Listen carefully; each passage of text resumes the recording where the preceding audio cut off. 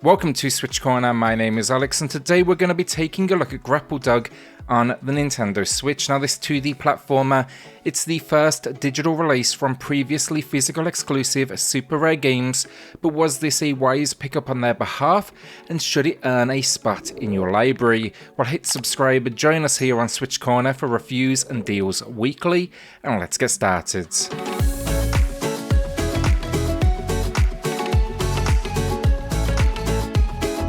The story, it's bite-sized stuff, but also surprisingly good. When it comes to platformers, my expectations, an opening cutscene, and that's really about it. But here they for sure invest in this tale of Pablo, also known as Grapple Dog.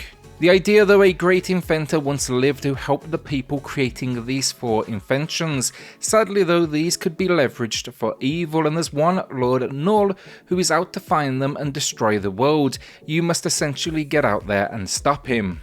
It's a small and likeable cast though, but what I didn't expect, you can actually bump into them in level or even talk to them between the levels on your boat to further develop the narrative. Again, like it's not Homeward Bound or Turner and Hooch levels of script, 2 of the best dog related movies ever, but it is definitely entertaining. So I'm a big fan of 2D platformers, and key to that love for the genre is a simple fact. They keep controls basic while dialing up the challenge in the world around you, asking you to, master their scheme, and that's exactly what Grapple Dog does. Controls are movement though, the ability to jump, wall jump, and the title grapple. You can also slam down on objects as well, and then it uses P-Speed from Mario, meaning consistent movement rewards you with a speed boost.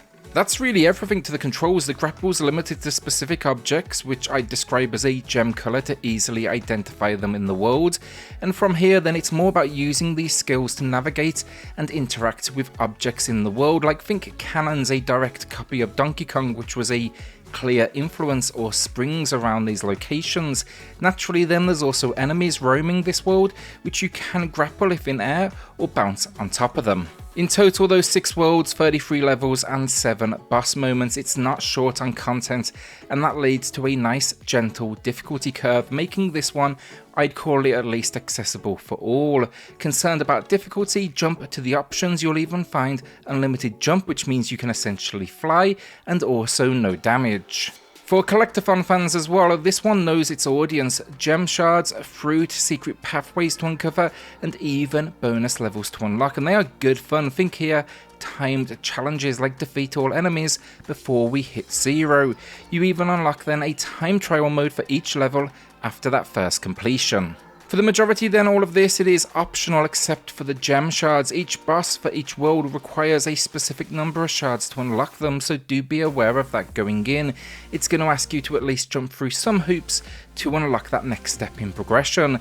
The game doesn't really explain this all that well, so it definitely came as a bit of a shock when I reached the first one and I had to go back and redo a few levels. It could for sure slow down the pace if you are not aware. The gameplay though I like for the most part. The grapple is a simple concept that works really well, and as you get more proficient with it, you'll be flinging yourself all over the place. It also leads to some nice verticality in its world design for exploration, which it isn't often the case with platformers. One thing I especially need to shout out though, water levels. The controls here are fantastic. They actually become more responsive, allowing you to boost, and I normally dread any sort of water-based moments. Here in this one, I actually looked forward to them. The levels then finally, they work on a checkpoint system. 4 hits though, you die, you head back to that last area, but they are frequent enough that it was never frustrating as things, slowly ramp in difficulty. It's going to become more and more complex, so don't expect you'll be jumping back too far with each and every death. Before we do talk issues then, I just want to shout out the overworld map. Really liked it. There's not a whole lot of gameplay contained here, but navigating the ship was surprisingly entertaining, and I thought it was a nice spin that you could actually explore the ship itself. It adds an extra layer of character you don't often see. Problems then, not a huge amount. The jump's kind of floaty, honestly. It's going to take some getting used to because my accuracy at first it was weak. I actually relied on the butt slam until I got used to it. The enemies could do with a little bit more variety in their attack patterns, their strategy. This latter one is actually overcome by some great boss moments. They were highlights of the entire experience for me. I don't want to, talk about too many spoilers, but the first boss moment, for example, it's a giant robotic dinosaur chasing after you. Then there's some minor moments in here where the frame rate has just a few noticeable drops and stutters, just very slightly. As I say, it's not frequent, but yeah, there's a few levels where you will absolutely feel it. Again though, like, third time I'm saying it, but not frequent. A final patch here though, it would go a long way if they could kind of smoothen it out on the Switch. The only other thing I didn't like then, that is the menu selection. It's not the traditional Switch setup, meaning A to select something, B to back out. It's actually reversed, and that is what you would typically find on other platforms. That is extremely picky, I know, but it's something that's always kind of got to me personally. Graphically then, really impressed. The first thing it reminded me of was Part-Time UFO for anyone that played that one. It's that pretty traditional, pixel style for the genre, but modernized thanks to what is an extremely vibrant color palette, as well as a heavy outline. It's something I've always enjoyed though, and then I thought the cast, the world, and the enemies, they look fantastic. My favorites, they were robotic sharks for the swimming moments. This is reinforced then with some nice animations. The grappling looks really good, understanding of the connection to an object, easy to understand, and I like Grapple Dog's spin animation as you jump forward or backwards. World design then, it's kind of pretty traditional, tropical, fire, ice, water, but I think that absolutely works, and there's nothing, wrong with going that traditional route. Menus are clean then, and we get more options here as well. You can hide the HUD, remove the grapple aim arrow, which for the most part won't be needed, and the backgrounds you can choose full parallax, static, or simply flat colours. I presume this is a response to avoiding motion sickness, but please correct me in the comments if I'm wrong. You can also then turn off screen shake, particles, and weather effects. Audio finally, and there's not a huge amount here to break down. It's simple but effective. Worlds have musical themes, dialogue moments are matched with some basic sound effects like, think minor barking for Pablo, and then attacks, enemies, jumps. Everything has a simple but well done audio cue.